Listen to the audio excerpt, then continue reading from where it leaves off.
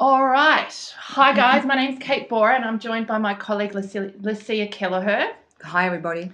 And welcome to this morning's webinar, where we're going to be sharing with you some of our findings from the Workplace Productivity Research program or project that Lucia and I ran at the beginning of this year. So it was around the March time. Just a quick navigation piece or housekeeping. You do have the opportunity on your screen to be able to type in any questions. So we have allocated some time towards the end of this 45 minutes to be able to answer any questions you have. And as part of the sign up process, I know some of you guys have popped them in there, so we'll definitely answer those questions. If anything comes up though over the course of the next 45 minutes or half hour, please feel free just to write them in the chat box, in the question box, and depending on the timing, we'll either answer them at that point in time or towards the end of the session. Okay, so let's get started. Lucia, perhaps do you want to take the guys through the background of the survey?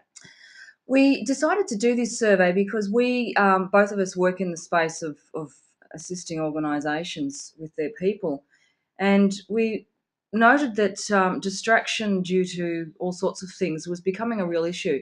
Yet when we looked at the productivity data and literature and perceived causation, things such as skills and training were perceived as the way in which to solve this problem. And we thought, there's got to be more to it than that. So we decided to actually run the research to test the impact of distraction, because we were convinced that it was playing a huge role in the impact of productivity. So that's basically why we did it. The second thing that we wanted to do was to actually conduct what I call a valid study, because a lot of the research that we see, and people love throwing stats and so forth around. The methodology behind the research is hugely important, and you never or very rarely do you see that. And so the most of the research that's done today is done via panels. So these are people that are actually some call them professional survey takers. So people opt on to these panels. So there's a significant bias with respect to the respondents. So we wanted to bypass that. So we wanted to make it a purely what's called a probability study, where people opt in to complete the survey. So we wanted to make sure that there was no coercion, no incentive, excuse me, for respondents with our survey. So therefore, improving the validity of our results. And so we got 435 respondents who were absolutely self-selecting in terms of their responses, and therefore we perceive that the results are very, very valid for that reason. Yeah, and I think as someone, a little bit about myself, so it's Kate speaking, a little bit about my background is I specialise and do a lot of coaching and training around employee performance and engagement. And what I was hearing and consistently have heard over the course of the back end of last year, and certainly earlier than usual this year, is that people are really busy and they're overloaded. And I suppose my question was, are we really busy? Or is it that just that we're distracted and we're not able to manage those distractions, focus, and get on with things? So, yeah, it was a really fascinating piece of work. Certainly, the results that we got were not what we expected. The research report, which I hope you've all got a copy of, if not, I'll definitely send you guys the link after today. We spent around a month analysing the data because there was seemingly some conflict in some of the answers, which was quite interesting. All right. So one of the first key findings, and we're just going to take you through some of the really high-level findings of the research piece, was that people are working hard and they're definitely committed. So we found that 73% of people are working more than their paid hours.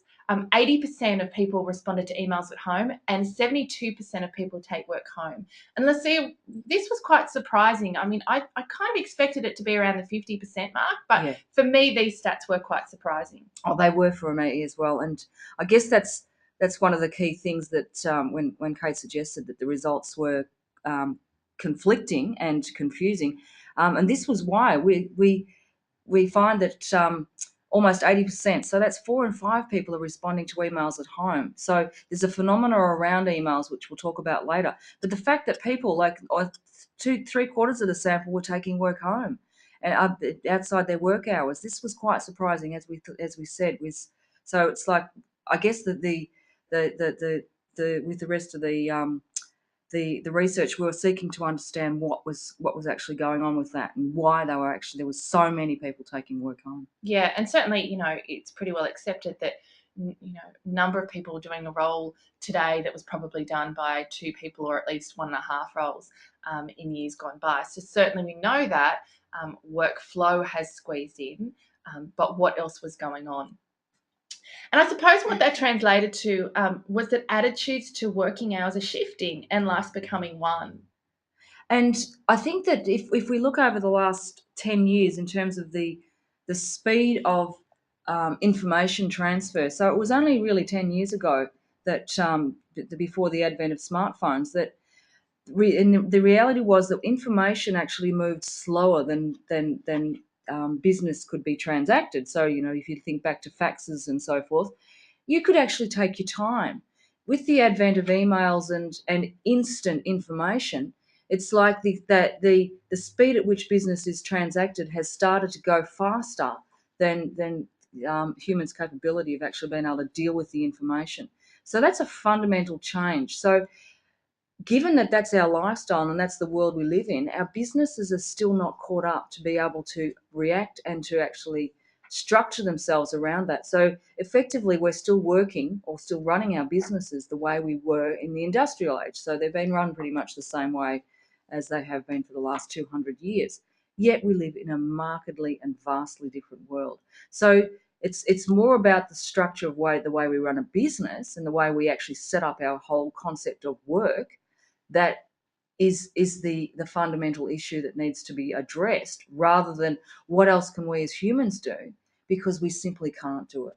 We just simply cannot keep up with the speed of information, which is pretty much driving the change we're seeing. Yeah, and one of the it was interesting. There was a number of opportunities in the survey, and it was a very short survey, so it was 12 questions. But we did have the opportunity and asked for free text responses and to expound on and add any additional information to some of the respondents' results. And it was interesting because they were it wasn't a negative attitude around allowing this sort of the work hours to spread. And you'll see the image on your screen, looking at, if and it's quite common if I need to do some stuff on Saturday. I know a lot of colleagues, myself, who might do some emails on a Sunday just to be ahead of the game Monday morning. So it wasn't that there was a negative perception around that spread. The comments, and certainly what we noticed was, it was just that, are organisations allowing life in to the core standard 9 till 5 or 8 till 6 workday? And that's where the tension is. Yeah. They're happy for us to, check emails and on weekends and do what's required. That's okay, but it's coming, organisations allowing that flexibility and allowing those boundaries to blur back into the working day. That's exactly right. And pretty much, particularly if you work with a global organisation, business is transacted 24/7. So it's pretty much going on during waking hours. Anytime you're not actually potentially engaged with work-related activities is when you're asleep. And that's the reality of the world today. Yeah, I've heard funny stories of people being on conference calls, at 1 o'clock in the morning, and dogs in backgrounds, and it's fascinating, right? Because years gone by, so that certainly wouldn't happen, but it's common practice these days. That's right. And it's 24/7 for sure for many people. So I suppose the question off the back of that was, and particularly for me, is, are they busy or are people distracted? And the results here were fascinating as well, because what we asked the question, do you feel like you're productive throughout most of the workday? And 69% of people said, yeah, I do. But 55, when we asked the question, are you frequently distracted? 55% said yes. And then we said, okay, cool. If you're frequently distracted, do you think you're able to effectively get on with your work and disregard distractions? And this was phenomenal, that 50% of people were not able to disregard distractions and get on with their work. Yes, and I think this comes down to one of the most confusing factors which we found with the research was, like, okay, well, people say they're productive, yet they say they're easily distracted, and So it's like, well, okay, if you're easily distracted and you're actually spending a fair bit of your time being distracted, yet you perceive you're being productive. So what gives? It was almost like there's a big disconnect there somewhere. So is it the perception of being productive has that changed? It's like, well, if I'm perceiving to be actually engaged at my computer, that does that mean I'm productive? So it's almost like, well, what is productive, and what do people perceive as being productive, in terms of their own understanding and impressions? And that's where the confusion was, and it's we certainly spent, as Kate suggested, a huge amount of time trying to actually decipher what was really going on. So we basically found at the essence of it, yeah, this distraction was actually misconstruing people's perceptions that they were being productive when really they weren't. Yeah, and I suppose more alarmingly, we talk about this later and share the findings around costs. What we were able to do was to translate, and the way we designed the survey was so that we would be able to translate financially what it would mean to organisations, both in terms of opportunity cost of salary, but also time. And that piece, we know the research around the timeframes that it takes to recover from distractions and get back into a productive flow headspace. And it's significant, it sits at around 23 minutes. Yeah. And if you think about, and again, there's more research that if 25% of your day is spent recovering from distractions, that's a big part of your working day, and it's a big financial piece around what that salary cost represents. Absolutely. So the evidence suggests that we have a situation of chronic productivity losses throughout the working day. And this is really interesting because in Australia, we've recently, every year in around May, the budget is presented. And productivity has always been a focus, but particularly this year, it was mentioned 5 times in the budget address. And it's a focus for organisations. But what we're seeing is that there's effectively this invisible and therefore most likely underreported off the radar piece around this productivity, particularly for white collar. And this research very much did centre around white collar, but it's invisible, and it's fundamentally what is driving people to do the extra hours, to take the work home. And so where do we head? There's this productivity commission, is it? Yeah, Yeah. there's a new body which was established last year, particularly to focus on this area. So it's almost like, from the government's perspective, it's a central piece. It's almost like the pinnacle piece of of policy, if you like, that they're working on to improve the outcome of the entire country, because they know that the GDP of the entire country depends on people's productivity. So it's like this. It's gone beyond think tanks and so forth to this specific special committee that's really got heavy hitting, high powered people that are really trying to do something with this, because it's a massive problem. Yeah. So I guess the next question we asked was, can we disregard distractions if motivated to do so? So we asked that question, which I liken it to the scenario of, it's Friday afternoon, you're heading off early, so you're heading off at 1 o'clock. And, the behaviours that we often see in that situation is a very focused person getting their work done so that they can get out and leave earlier. So we asked the question, if you could disregard distractions and get on with your work, how much less time do you think it would take you to do your job? And so this was, if I could actually focus on getting my work done and get out of there, how much, honestly, because this was a public survey, so not done within a corporate, we did get very honest responses. So yeah, absolutely, no surprises here, right? Because we see it play out in that scenario I just mentioned. But 44% of people said that they could get their work done in 10% or less time if they could manage all distractions, stay focused, get the job done, and go home when completed. And this was huge. It's massive, because considering we found almost 3/4 of these people saying that they, at the beginning of the survey, they took work home. They couldn't get their work done in their normal hours. So here we are. So it's 44, almost half of them are saying, I could get it done in 10% less than my normal hours. So that was really significant. So this is like, again, added to the confusion. So this is really saying something here. But and also the adds into the invisibility on the previous slide. Yeah. And 16% of people, so that was the average, 20% or less, so who could probably get their job done in 4 days instead of 5. 16% of people said that, and 10% of people said that they could get their job done in 30% less time, if they could disregard distractions and get on with it. So, I think the key message here is there's definitely opportunity here. And it's opportunity from an organisation point of view, but it's also opportunity from an individual employee point of view, because the thing about the distractions is, they're not pleasant. They're very unpleasant, and the upshot with people is they feel awful. Yeah. So, at a high level, that question which we showed you at the beginning was, how many people are working more than their paid hours? 73%. So that's with distractions. Without distractions, so based on that question, can you disregard distractions and get stuff done? That 73% now transitions to 22%.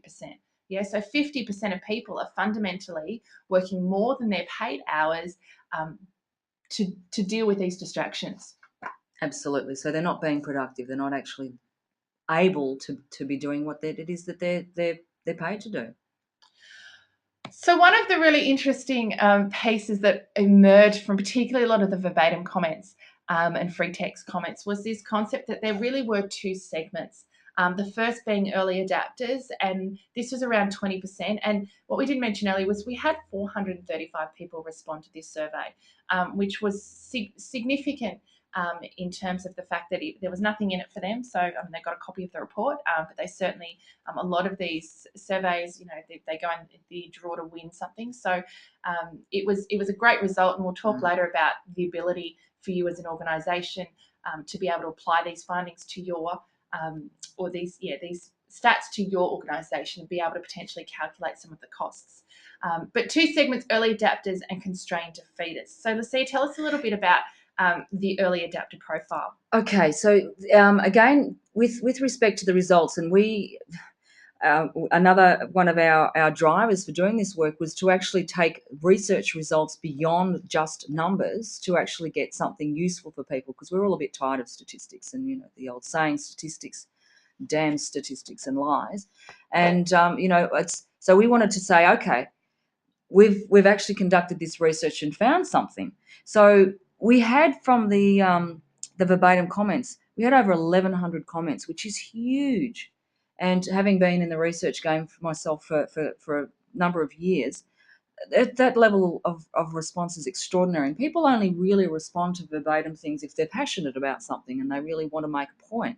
So having 1,100 was just extraordinary. So it actually enabled us to go way beyond just the quantitative numbers in terms of our interpretation, because we had such an array and such a huge number.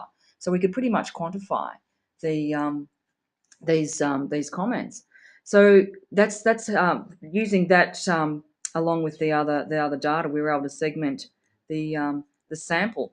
And so the early adapters were the smaller group, but these people, we call them the early adapters because in terms of actually moving to a style of working that's actually conducive and suits the current environment of a global world, and business being transacted 24/7, these people were doing it. Yes, some of them were self-employed, but many who were engaged in organisations recognised that when they were distracted, they'd do something about it. They'd take themselves off to a quieter environment. They'd take themselves home. They'd negotiated with their employer to be able to go home when they were feeling that they were overwhelmed, and it was very much that they were in control. The other group, the constrained defeatists, who were the larger group, and we actually coined the phrase constrained defeatist, and it's actually definitely has meaning. So constrained in that they perceived they had no control over this overload. So it was all externalized. It's my boss, my manager, it's the work, it's my colleagues, it's meetings, it's all these other things that are out of my control that are impacting and distracting me. And the defeatist was that they've given up. It was very much that it's like, well, there's nothing I can do, so I'll just get on with it. But that was the defeat. Like if you think about, that word defeatist, And that's what we spend a fair bit of time actually coming up with these terms because it's important.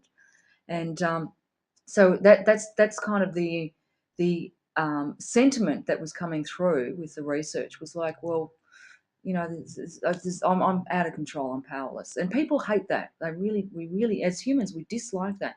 So there's, you think about 80% of the employees being in that position. It's not very nice. It's not very pleasant. So therefore, you have all those other impacts from people that are not in a happy space. So the anxiety and stress and all those sorts of things. So, Yeah, and it's that whole piece of my ability to control my environment.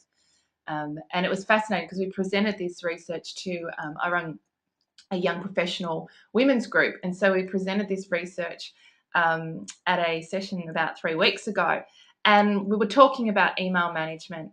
And I asked the question, best practice or, time management tells us to check emails twice a day. And there was about 40 people in the room. And I said, hands up if you do that. Not a hand went up. And it was really interesting because some of the comments that came back in response to to that was that they would lose their job if or that their boss, the expectations of the organisation, their boss, is that they're on email, they're available all the time, and that they will respond within a very short time frame. And I suppose the key piece here is that the early adapters are creating boundaries and setting up and reinforcing their environment and being proactive about that.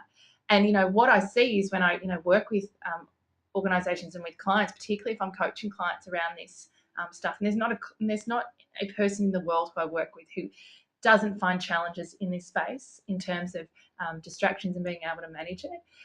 But certainly when they're proactive, go to their boss and say, hey, this is the challenge at the moment. This is what I need to be doing. I need to, can we agree that there's a 4-hour response or rate for emails and things like that? And if you need a quicker response, come see me and talk to me. That we agree that, and then we get on with things. Yeah. And I think that's one of the key transitions. And we'll talk a little bit later about some of the solutions that people came up with. All right, so the cost. As I said, I really wanted to be able, as part of this research, get a real definitive cost and be able to calculate, the completely unproductive. So we asked the question, how many hours a week are you completely unproductive due to stress, overload, and overwhelm? And as you see there, 25% of the group said 7+, so 7 hours or more, which is, nearly a day a week. 22% said 5 to 6 percent. So that's, this is significant time, and that's completely unproductive. That's not even talking about that piece around, yes, I'm distracted. No, I can't disregard distractions. I'm managing that. That's the 25% of your time recovering from distractions. This is completely unproductive. So this is almost like brain paralysis, and people can, when we use that word and talk about this, they go, yeah, I get that. So that's that time where you're so overwhelmed and so overloaded that you just simply can't do anything. You just sit. I often liken it to headspace. I don't have the headspace.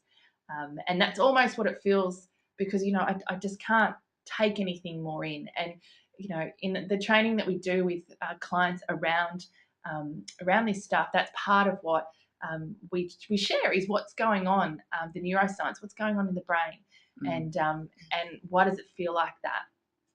And if we look at the cost, we've talked a little bit about it, but, at an individual level, I'll touch on the business and financial piece in a minute, but, at an individual level, professionally, what does it mean if you're in that space, if you don't have the time and the ability, and I'd say the thinking capability, because, this distraction, this overload, it locks down your thinking capability, your strategic thinking. So what does that mean from you professionally in terms of your career? What does it mean personally in terms of family time? If we're, these boundaries are spreading and I'm needing to do more to get my job done to manage these distractions, what does it mean in terms of personal relationships, the opportunity cost of what's going on there, and also how it feels physically, because we know, overload and stress, that translates into physical health. It translates into, the hours that I'm working, and therefore I'm not focusing. Perhaps I'm going to the gym, or, and it's typically one of the first things to go, we see with clients is, when I'm busy, I don't sleep, and physical activity, so Activities. like the gym or going for a run, all those things go. And there's a huge cost for individuals. Massive cost. And the thing is, it's like even if you just look at the physical cost alone, how many people actually fall in a heap when they go on holidays and get sick? And it's interesting when we run workshops and run some training around this. I will guarantee 80% of the people in the room will be in that category because that load of consistently being overloaded on the body, the physical body, is overwhelming. And so when there's a break with a holiday, of course, you fall in a heap. Yeah, and the way that we structured the question meant that we were able to get these costs. So this $1.3 million represents, the research fundings applied to a sample organisation or division that had a $12 million salary count, and so that is, that's that piece around 25% are completely unproductive. This is the completely, not effective, unproductive, getting nothing done. This isn't the distraction piece. This is getting nothing done. So that translates, to nearly 10%, or over 10%, more than 10% of their salary cost. So that's huge financially. But the opportunity cost of that time as well is significant for organisations. As we said, what does it mean strategically for the organisation? And I know when we've, with this research we launched or put to market around 6 weeks ago, and it's fascinating to see the responses, Lucia, of CEOs with this, because their eyes widen up. And it's not just about, the money, it's also about the hours and what does it mean in terms of, I want my people, and most organizations want their people having the work-life balance that they need. And so that's the tension is I need to move forward and I need to get the work done, but I also do want my people, to be able to manage their health and their life and get that work-life balance. So I think that's certainly one of the tensions I see in every organisation. But also this strategic piece, if their people weren't in this overload space, what is the thinking capability? That's right. And the ability, and we talk about that in our trainings around, accessing your higher brain, and why is it that we come up with all the brilliant ideas when we're on the treadmill or in the shower? That's right. And I guess that in terms of the knowledge age, and we see again, with the productivity agency I was talking about, that we're still focusing on Australia being the clever country, and really sort of knowledge work is all about being able to use this cleverness as in our brains. But in this state of overload, it's simply not accessible. And so that's a factor that's not even considered in terms of cost. But then there's also things like unhappy employees, so your likelihood of churn with your employees increases, and all these other things that are just side issues that build into that cost. Yeah. And so when you might want to make a note of this, if you've got the research report in front of you, it's page 20 and 21 of where we actually extrapolate the findings to a case study client. So this will give you an idea of what this means financially, but also opportunity cost of hours and time as well, because that's a big one. What could your people be doing in that one day a week or 7 to 8 hours? What could they be doing? Is that the hours that they're working more than they're paid? And does that mean that they could be managing their life better and therefore be more contented in that space?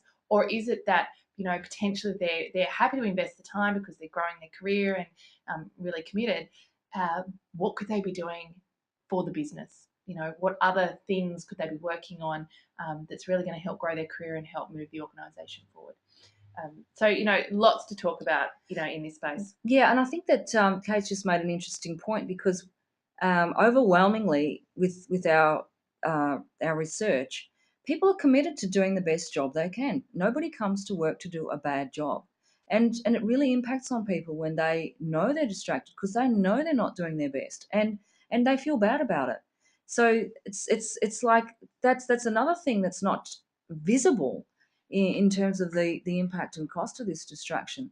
And people are actually, especially the younger generation, are very driven by their own career development, and this is impacting significantly on that as well. So it's like it's across the entire spectrum.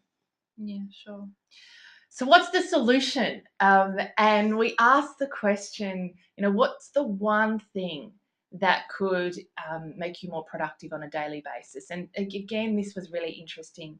No surprises, emails and fewer meetings was certainly high up in terms of response rates and also in the verbatim comments.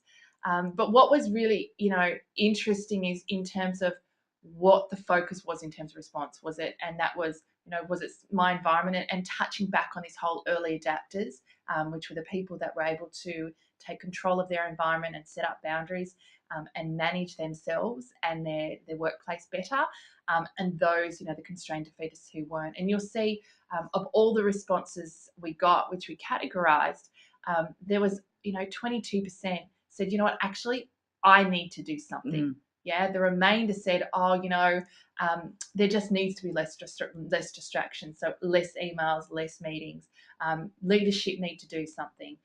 We need better resources. The systems, don't work. All those sorts of things. A better work environment.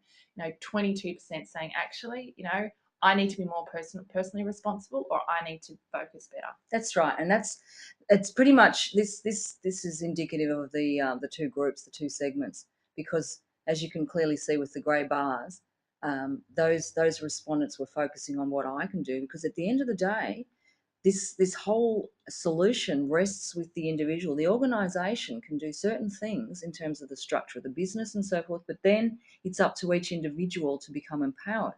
And so the early adapters are actually giving us an indication that that's possible. So, 20% are on the way. So it's almost like those people can become your champions, because they're in every organisation, in terms of showing the way, or sort of being way showers for the rest. And it's really clearly the way through this is by increasing that ability. But with the constrained defeatist, there needs to be an attitude shift before that can happen, and that's not an easy undertaking. No. And so what was really clear was, there's something as an individual that we need to do, but there also is a role for organisations to play. And we're seeing, some leaders in the market start to emerge that have recognised the cost of this distraction and emails, and said, you know what, actually, we're going to put in place some solutions, empower our people to feel free, or give them freedom to be able to, for example, not check emails. So at an individual level, it's very much around empowering individuals to self-regulate, which was all around being able to recognize, so identify that this distraction is there, and create some sort of strategy around managing it, so that I get to the place where it's easy, and it doesn't feel hard to do. And we see this, in Google, in terms of these guys are certainly market leaders in terms of training around this stuff. So actually running training, and we do that as well with organisations, is how do we actually teach people? And it's interesting because people feel like, and that's part of the frustration, is I should just be able to do it. But actually being able to understand what's going on in the brain and the mind, and then being able to implement strategies that mean I can move from a place of just understanding that this is impacting my performance, to a place where, you know what, I'm empowered to be able to control my environment. That's right, and it does come down to that absolute ability to control, as Kate just suggested, and also, as we suggested before, it's not an easy undertaking, given that people don't understand how they're in that space, because it's not their intention. It's almost like, I don't intend to do this.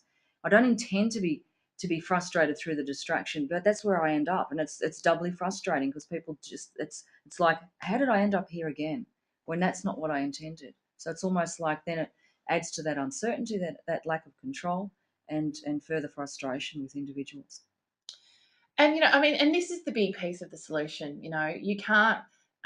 It's about individual. It's the individual who needs to manage and set boundaries and make choices, because they're the ones impacted by the distraction. But at an organisation level, there's certainly opportunities as well. And what we've seen is some of the best practice or market leaders start to say, you know what, we don't want our people spending a day a week, or all this time, half their day, and typically, when I'm with organisations and talking with employees, Now, I always ask the question: how many good hours of work do you get done in a day, and how much is spent in meetings and emails? And most people say lucky 2 or 3 hours. And that's certainly what we found in that research piece. So places like Intel and US Ameribank have actually gone as far as to say, you know what, we actually are going to implement strategies or rules that say, you know what, on Fridays, no, and this is US Ameribank, no email Friday. So, and that's an internal email. And it's really about saying, hey, we don't want you, number one, we don't want you spending all this time on email, but also we want you talking to each other. And so that's certainly one strategy. Intel have implemented another one, and I use this with clients all the time, and that's this block or think time. So actually creating, I typically do 90 minutes because there's the research around your ability to focus and execute and think sits in that 90 minutes is the ideal or the optimal time frame. But actually saying, you know what, here's 4 hours a week and block them out that you can't have meetings, and the expectation is that you're in your think time then, and that's everybody's opportunity to really sit and either potentially collaborate in a think tank with their team, or do that strategic thinking that is expected of many, but often is something that we only get around to if we have time, and we all know that never Never that happens. time never comes around. And just another point with solutions, and um, don't get us wrong, businesses are constantly looking for solutions and constantly thinking about this idea because everybody knows it's there. And so, look, managers are just as distracted as everybody else. So they've kind of got the double load of being distracted and then helping their employees with their distraction. So, so people are thinking about this all the time and genuinely trying to implement strategies as to deal with it. But what happens is with many strategies, and this is what contributes to the defeatist attitude with the second group that we found, was that businesses will intend to put in place a practice such as check your emails 3 times a day or 4 times a day, but then it's not implemented because the managers will become distracted themselves. And then when it comes to actually the time when they're going to be implementing or talking with their staff, reviewing it, oh, I'm too busy. Well, let's put it off till next week. You've lost the moment because in terms of the employee or the person, the individual, their trust is just gone. So it's like, oh, well, you just don't follow through. You don't walk the talk. You don't actually, you know, follow through with what you agreed to do. So therefore, that's exacerbated the problem even further. So it's almost like it becomes this Groundhog Day, rat on the wheel type situation that just keeps perpetuating. Yeah. So we can't change the world we live in. And if anything, and I say this all the time, the pace is going to get quicker. There's going to be more emails. And so we're not going to be able to control in absolute our work environment all the time. But so the solution is, help individuals build self-regulating behaviors so that they can build habits that support distraction management. And this is going to come. It's either going to come because people burn out, or it's going to become because we recognize and have the awareness of what's going on for ourselves and implement strategies. And so that's at an individual level. As organizations, it's about implementing cultural change around communication, work environments, workplace flexibility. So this may include changes in policies to support such change. And this, the policy change or the regulation piece, that's really about giving people permission. That's Permission right. to, not check emails, permission to, not be available all the time, and to, start to be in this space where they can think a little bit freer. And the reality is that when you've got a whole list of things to do or a whole list of emails, you can only focus on one thing at one time. So this whole nonsense around multitasking has pretty much been thrown out, but it's true. You can only focus on one thing at one time. And what is actually going on with the distraction is that people are actually focusing on the past and the future, and they're trying to actually accommodate all of these things that they can't do anything about.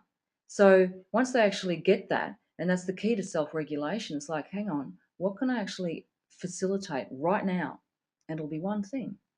And as I said, this, and as Kate suggested, what we do with helping businesses move forward in this space is primarily around how they do that.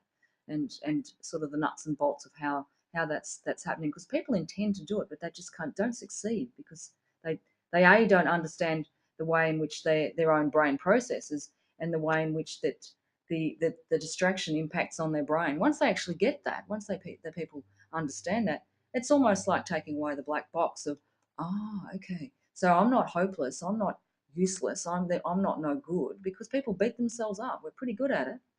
And so when they intend not to check emails and find themselves checking again, it's like, they beat themselves up. Mm. Mm. So that's the solution. So we've got about 5 minutes now just to answer a few questions. So if anything's come up for you over the course of the last 40 minutes, please feel free in the chat box just to write them down, and we'll get to them. But we do have some that people submitted as part of the registration process. We've covered a few anyway throughout the course of obviously our content, but there was a question around, is there any benefit from some of these distractions? I don't think that, I think that's a bit of a paradoxical question, because the thing is with the types of distractions that we're talking about with this research, no, they're not positive distractions in the sense that these things are actually causing people to feel anxious. And a distraction such as a conversation in the tea room, I wouldn't put in the same category as this. So it's almost like, let's not blur the boundary between sort of good distractions and bad distractions. It's more about positive interactions and distractions. Yeah, and we know, look, there's lots of research around the impact of, if you're in the problem solving space, if you're working on something, and many of you would have experienced this. And for example, you go to bed and you sleep on it, and you wake up in the morning, and what you were spending 4 hours last night, working on, you can solve in 5 minutes. So there's research around the impact of, but that's not distraction happening to you. You're actively saying, you know what, actually, I'm going to take a break from this, or yes, I'm going to engage in something else and allow my my higher brain to, or my unconscious, to think about this. So this, again, that's a whole other webinar, but certainly, there's benefits, but it's whether you're choosing it or whether it's happening to you. We've also had another one around once processes to improve productivity have been implemented, how do I measure the impact? Now that's a fascinating question, a fabulous question, because it's the old saying, if it's not measured, just don't bother doing it, and that's absolutely true, and particularly in this case of distraction, because what's happening is people intend, as I suggested before, to do something about it. People try hard. Nobody comes to work to be distracted. They come to work fully intending to be focused and productive, yet it doesn't happen. So therefore, people are thinking of strategies themselves all the time. You get a group of people together and say, okay, so what are you doing? You will find every single person will have something that they're working on to try and help themselves overcome the distraction. However, what's missing is that there's no a measurement around the effort that they're putting in. That doesn't happen. So therefore, they're not getting any insight or any visibility on the effectiveness of their strategies. So therefore, they give up, which again contributes to this defeatist attitude that we're seeing within workplaces with workers.